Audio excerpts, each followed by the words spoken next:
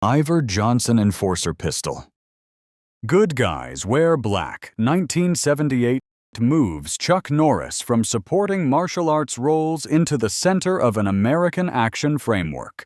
The story follows Major John T. Booker, a former CIA commando whose team was burned by political maneuvering in Vietnam and who later faces a campaign to eliminate surviving members.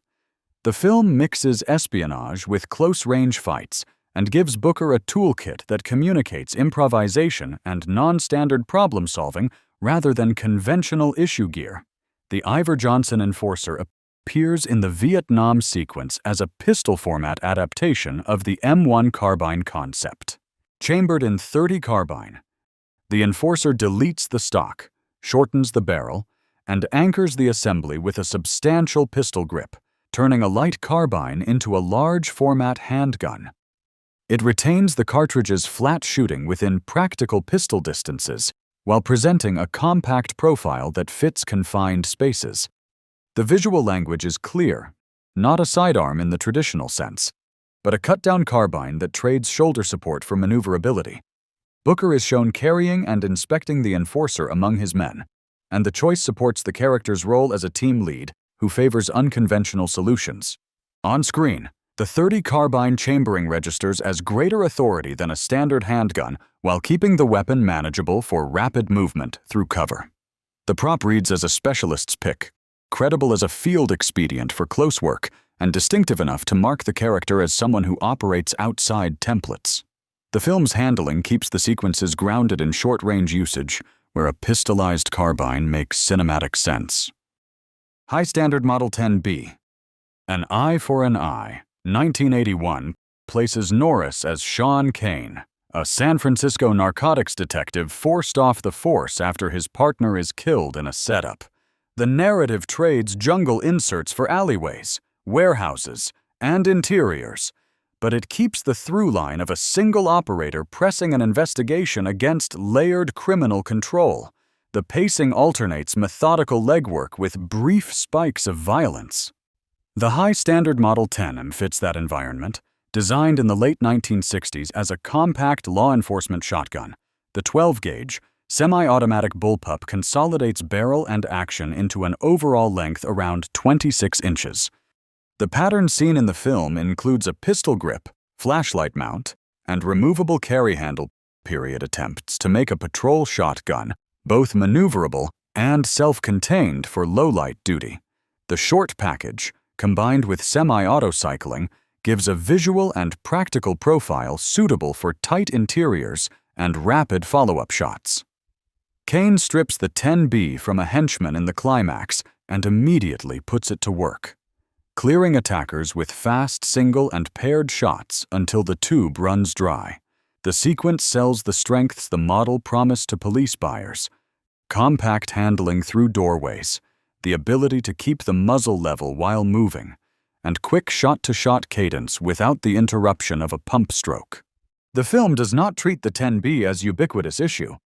It functions as opportunistic firepower that an experienced investigator can press into service the moment circumstances turn from pursuit to direct engagement. M60. Missing in Action, 1984. Defines Colonel James Braddock as a former POW who re-enters Southeast Asia to prove Americans remain captive and to bring them out under fire.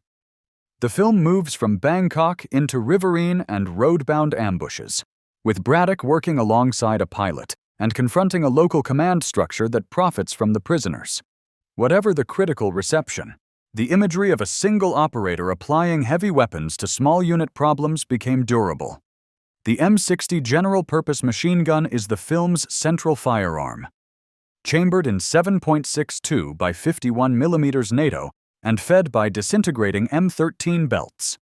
The gun operates from an open bolt and cycles in the mid-hundreds of rounds per minute. Those traits, combined with its size and sling carry, make it credible both on a pintle mount and from improvised ground positions. In visual terms, the cadence is deliberate enough to register controlled bursts rather than the smear of very high-rate guns.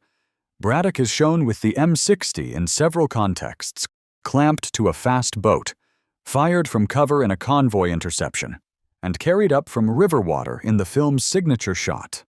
The weapon's mass and belt feed help sell the idea that a lone rescuer can dominate a short fight long enough to break contact or move prisoners. The movie uses the machine gun as a flexible tool in a setting where backup is thin, and the handling reflects practical habits, belt management, frame-filling recoil, and bursts that chew through light vehicles and positions without straying into fantasy ballistics. B300. The Delta Force 1986 draws on a real hijacking case to stage a composite counter-terror operation led by Lee Marvin and Chuck Norris as senior figures in an elite U.S. unit. Norris's Major Scott McCoy is introduced as a principled professional who had withdrawn after a failed mission and returns when a new crisis demands a coordinated, multi-site response. The set pieces move from aircraft to urban fighting to vehicle raids. The B300 appears here as an Israeli shoulder-fired anti-armor and bunker reduction system from the late 1970s, recognized as a predecessor to the USSMAW family. The launcher accepts different warheads for specific targets and operates effectively to a few hundred meters. The tube and sighting package are sized for infantry carriage, and the profile straight cylinder with optional flared bazooka-style muzzle device makes it distinctive on screen. McCoy and his teammate Bobby employ the launcher during the finale to remove a key militant figure and collapse a hardened position, with production tape obscuring Israeli markings. The use is straightforward: acquire, fire, reposition. The prop choice signals commando access to contemporary expeditionary tools, without turning the scene into pure spectacle. It also bridges the character's unarmed combat reputation with heavy ordnance, presenting him as a generalist who can select and run weapons appropriate to a particular target, whether a door charge or an anti-structure rocket. M16. Delta Force 2, The Colombian Connection, 1990, keeps Norris as Scott McCoy, this time moving against a cartel leader in a fictional South American state. The story compresses to jungle compounds and a climactic extraction, with political limits constraining overt support. The tone shifts from multinational counter-terror cues to a narrowed pursuit in rough terrain. McCoy's principal rifle in the back half of the operation is not issued at insertion. He takes an M16 from a slain guard during the village action and uses it as his primary weapon. The appropriation plays into the sequel's stripped-down logic. Rather than arrive with a showcase of specialized kit, the protagonist fights with what the opposition has and applies it with doctrinal economy. The camera notes continuity of carry and deployment more than accessory detail. The way the rifle is used aligns with the setting.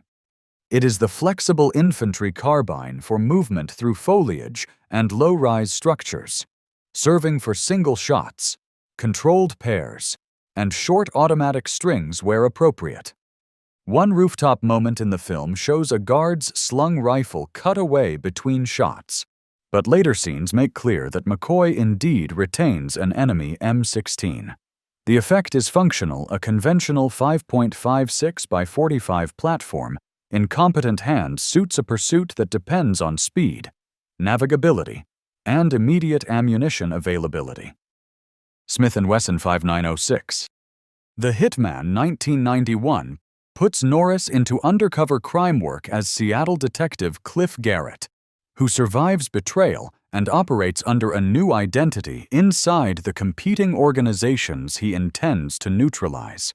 The environment is darker and closer than the military settings of earlier films, with tighter interiors and a focus on short, decisive exchanges. The Smith & Wesson 590C6 fits both the time and the role.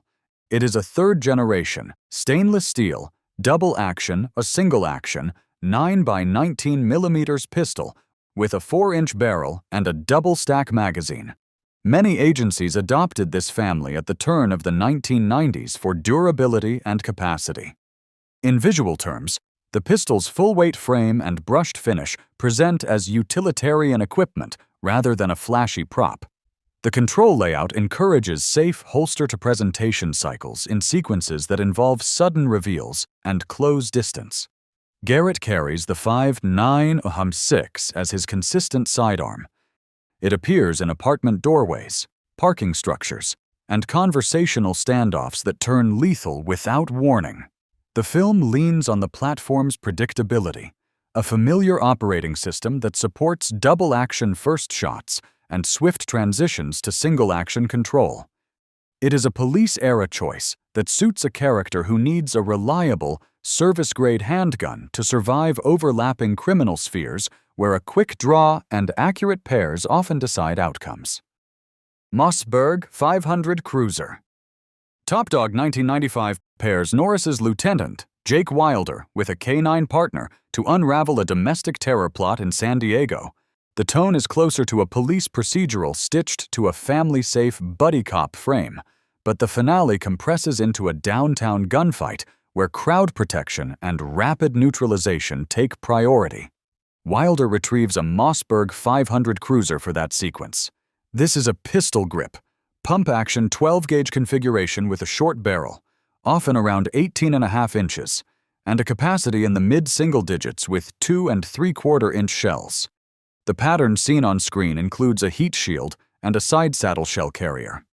The model family's tang safety and twin action bars help with positive operation under stress, and the compact furniture supports movement around vehicles and street furniture, where a buttstock might snag.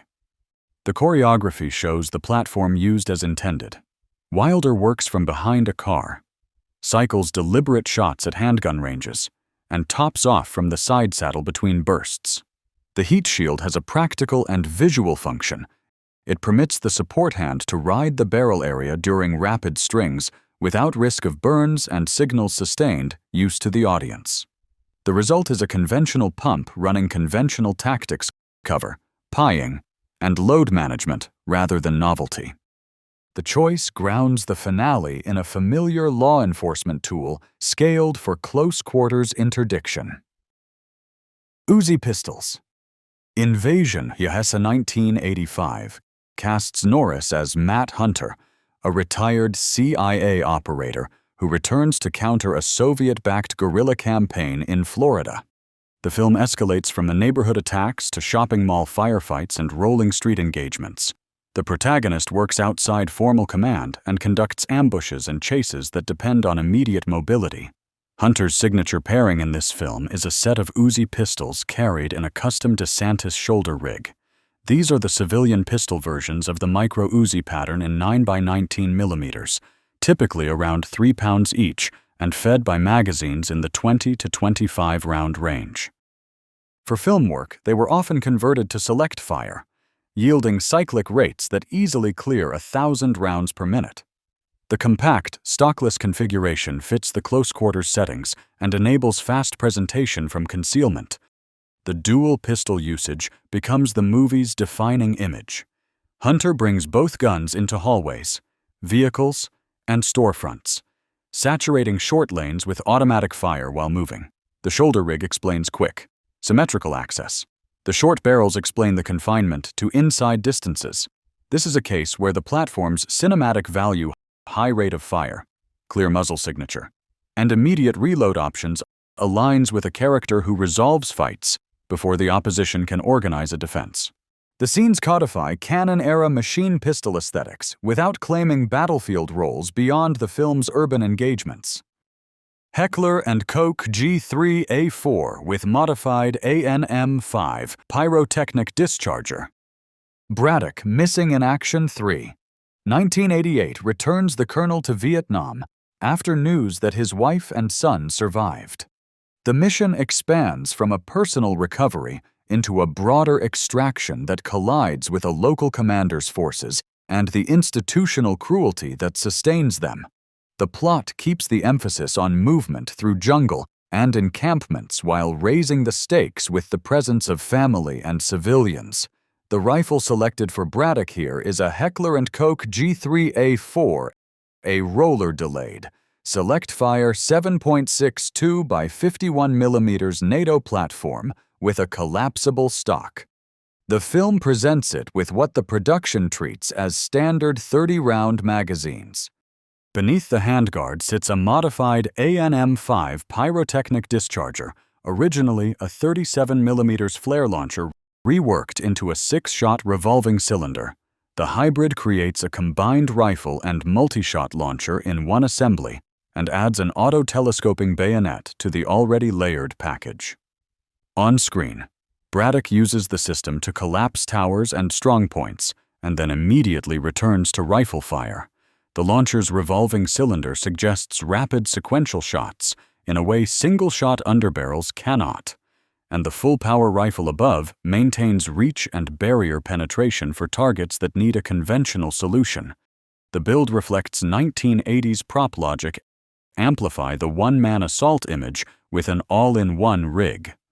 The result is memorable cinema hardware that still tracks to plausible handling balance shifts, reloads that pause the pace, and the need to manage 2 distinct sighting tasks with a single grip. Heckler and Koch G36C.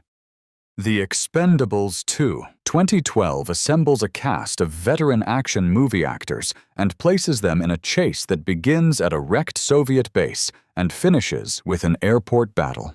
The inciting action is an ambush where the team is trapped, out of ammunition, and facing armor. Chuck Norris arrives as Booker, the lone wolf, and reverses the engagement in a brief intervention that is played as a wink to the audience. Booker carries the H&K G36C, the compact derivative of the G36 line. The C variant shortens barrel and gas system beyond the K model, moves the gas block toward the muzzle, and trims the handguard and folding stock to minimize profile. It employs a polymer receiver, a short-stroke gas piston, ambidextrous controls, and translucent 5.56 by 45 mm magazines that can be clipped together for rapid swaps. The film's build uses low rail-mounted sights rather than the tall carry-handle optics and keeps furniture minimal to preserve a snag-free outline. The weapon is run like a point-man carbine. Booker fires short strings, transitions across multiple threats, and executes quick magazine changes using coupled magazines. The compact gas system and piston make the gun believable under sustained blank fire and, by extension, hard live fire schedules. The folding stock supports vehicle and corner work without compromising stability when opened. In the airport sequence, he continues with the same carbine, acting as a rover who fills gaps and covers angles while the rest of the team closes on the antagonist. The compact package and efficient handling make the G36C an apt choice for a cameo tied to a self-reliant persona. That concludes this field guide to the guns lucky enough to be chosen by Chuck, because we all know he doesn't need firearms. The firearms need him. Thank you for watching and for the steady support. It helps our team going. If there's a subject you want covered next, drop it in the comments and we'll make sure it'll go on the list.